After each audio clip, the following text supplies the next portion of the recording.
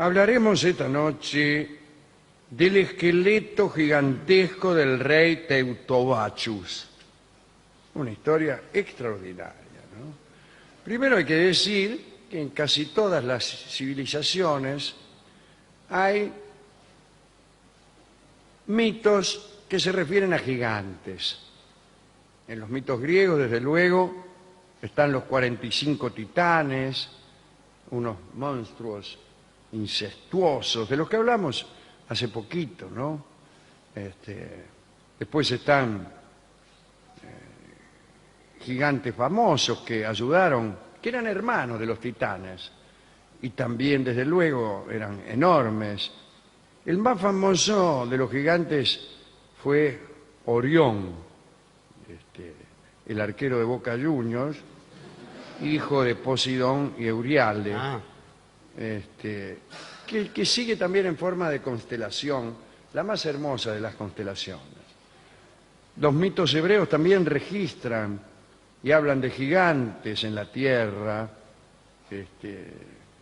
y hablan de cómo estos gigantes se unieron con las hijas de los hombres, procrearon hijos que fueron héroes famosos de la antigüedad.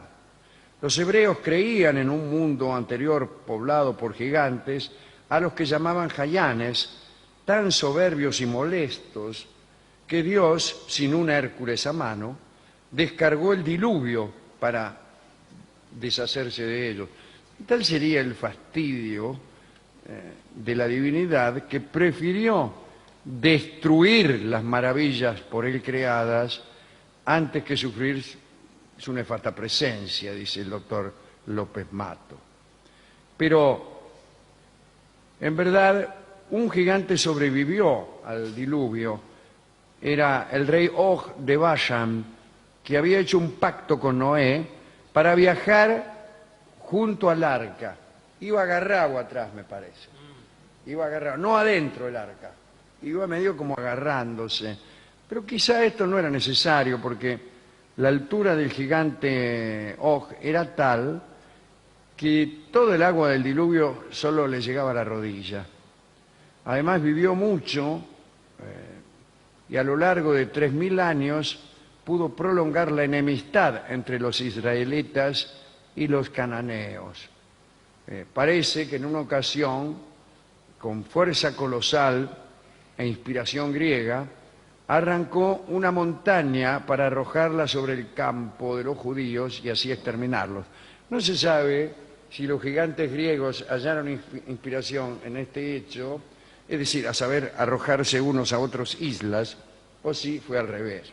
Pero el caso es que Dios hizo que la montaña se despedazara sobre los hombros del gigante, que así quedó enceguecido. ¿Vio cómo es uno cuando una montaña se desmenuza en nuestros hombros? Bueno, Moisés pudo derribarlo para que nunca más se levantara contra el pueblo de Dios. Hay una infinidad de mitos e historias de gigantes, y como hemos dicho, cada pueblo tiene el suyo propio, como símbolo quizá de un pasado glorioso, porque suele suponerse que el destino de las estirpes actuales es irse encogiendo. Hay una ciencia inexacta, la de la gigantología, que fue fundada por el monje Annius de Viterbo allá por 1458, y este monje proclamaba que después de sesudos estudios acerca de los textos del astrólogo Berosus, que tanto Adán como Noé eran ellos mismos gigantes, y nosotros, como acabamos de exponer, somos sus humildes y pequeños descendientes, y somos chicos, pequeños, por el peso de nuestros pecados. Parece mentira. Bien. Todas estas teorías obligaban a descubrir antepasados monumentales para estar a la altura de las cuestiones. El más conocido de esos gigantes fue descubierto en tierras de Francia allá por 1613, más precisamente un 11 de enero. No fue descubierto el gigante, sino sus restos, pero bueno. Sí. Era el rey Teutobachius, que mencionáramos al principio, el rey de Cimbria, legendario por su fuerza, estatura. Luchó contra las legiones de Mario en Roma y vencido fue llevado prisionero a Roma y su cabeza sobresalía incluso más alta que las lanzas de los legionarios. Bueno, esa mañana de enero, mientras unos albañiles trabajaban en el castillo del Marqués de Langón, tropezaron con una tumba en la que claramente se leía el nombre del legendario rey, Teutobachius, con todas las letras. Bueno, llamaron entonces al cirujano del pueblo, un hombre célebre por su erudición, y el tipo enseguida certificó que se trataba de aquel coloso conocido por su bravura, bla, bla, bla. Símbolo, por otra parte, de la grandeza del pueblo galo. Teutobachius era un rey galo y estábamos en la Francia que había venido a instalarse como sucesora de aquel pueblo. La historia se dispersó de boca en boca y muy pronto prelados, nobles, campesinos desfilaban frente a los restos que habían encontrado, una enorme osamenta, unos huesos, pero muy, muy grandes.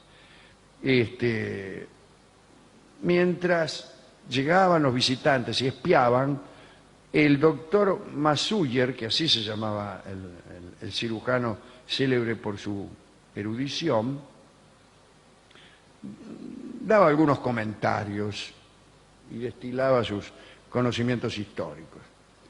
Y finalmente este mismo cirujano sugirió que esta maravilla no podía ser solo conocida en un lugar tan apartado y decidió compartir esta visión con toda la humanidad, empezando por París. Se fue a París con todos los huesos. Los cargó en 7 carros, calculen, ¿no?, la dimensión de los restos de aquel gigante. A las puertas de París fueron recibidos oficialmente por los nobles locales, lo hospedaron en el palacio del Marqués de Langón. Bueno, y el tipo y el cirujano, dele ostentar sus conocimientos ante duques, condes, miembros de la nobleza. Estos macanudos, satisfecha su curiosidad, a veces le dejaban algunos mangos al cirujano. Si tome por la molestia. Bueno, hasta el mismo rey, Luis XIII era el rey en aquel entonces, el hijo de Enrique IV, hizo conducir a Fontainebleau los restos de aquel gigantesco rey, antecesor de Luis XIII, ¿no?, para tener la oportunidad de examinarlo de cerca. Entonces lo llevaron ahí al palacio, habló con Masuyer, ¿no?, con el cirujano, aventuraron conjeturas sobre los enormes volúmenes que deberían ingerir ejércitos tan gigantescos como los que seguramente habría tenido ese rey. Bueno, el caso es que el cirujano Masuyer se convirtió en una celebridad.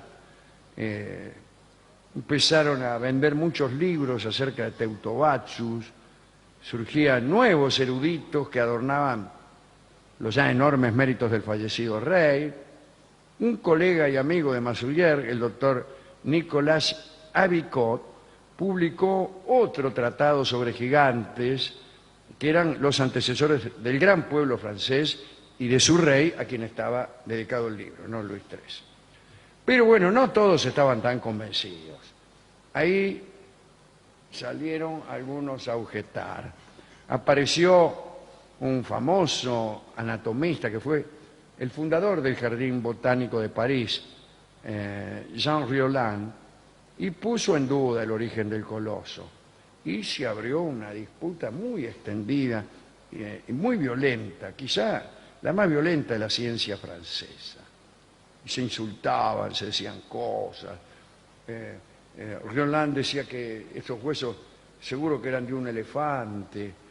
¿Desde cuándo hay elefantes en Francia?, le decía el otro. Bueno, hubo un montón de encuentros y hasta agresiones físicas, ¿no?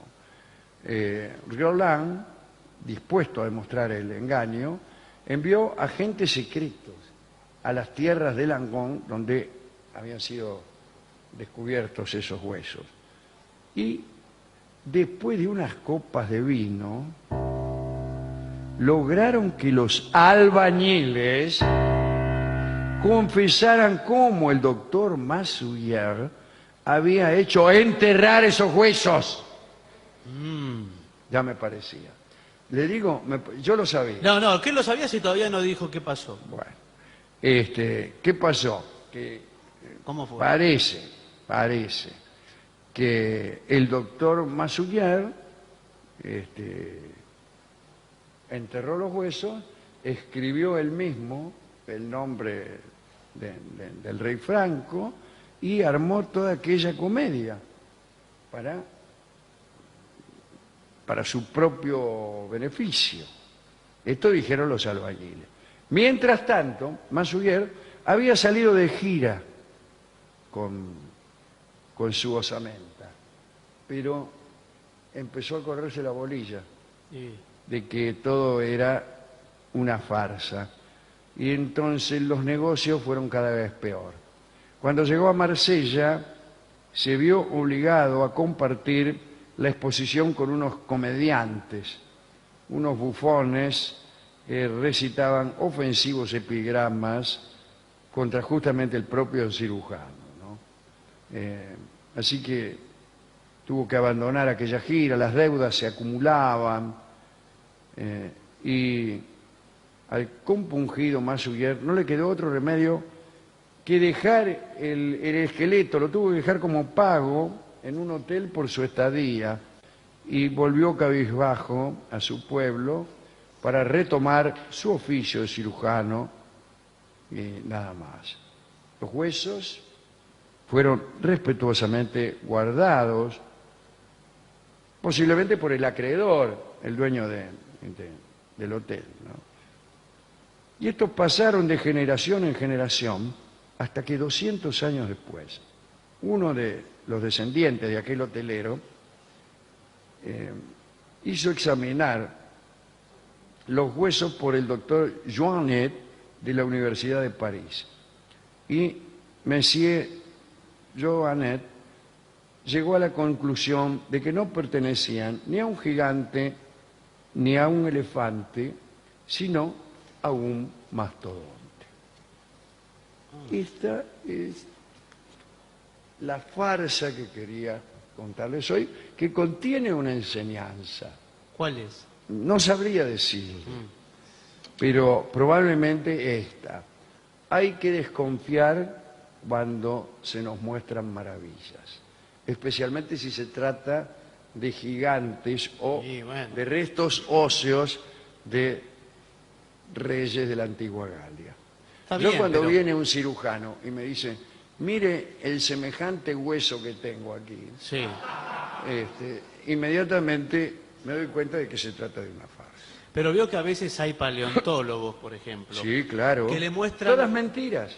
Pero es que los que están en el Museo de Ciencias Naturales, Son todas mentiras, dinosaurios, son de yeso. Esqueletos enteros. No hay tal cosa, no. Son cuentos chinos, señor. No, cuentos chinos no Sí, son. todo. Yo a veces paso por el Museo de Historia Natural y me asomo a la puerta y le grito para adentro.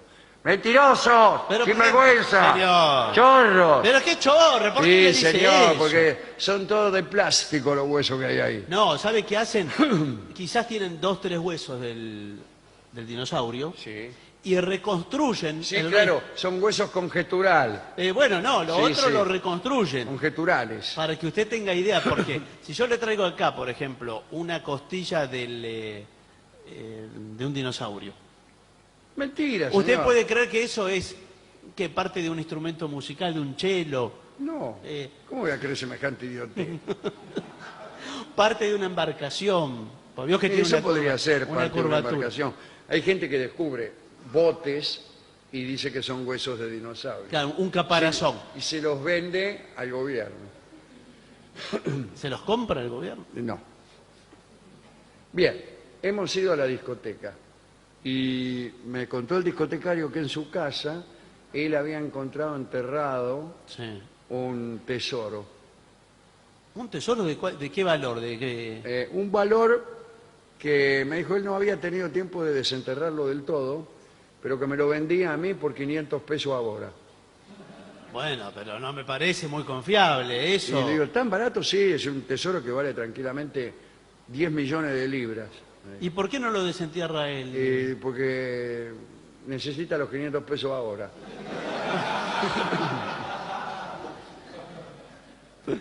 Ay, es la historia de... Yo de igualmente tantos. muchas veces he vendido mi parte en negocios geniales por 500 pesos ahora y no me la quisieron comprar.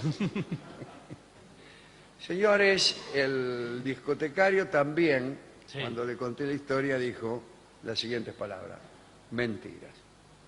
Y es mentiras es la canción criolla que canta inmediatamente para ilustrar esta farsa del esqueleto del rey Galo, Teutobachus. Ahora mismo la va a cantar, ¿sabe quién? Julio Sosa. Julio Sosa con inusual acompañamiento de guitarra.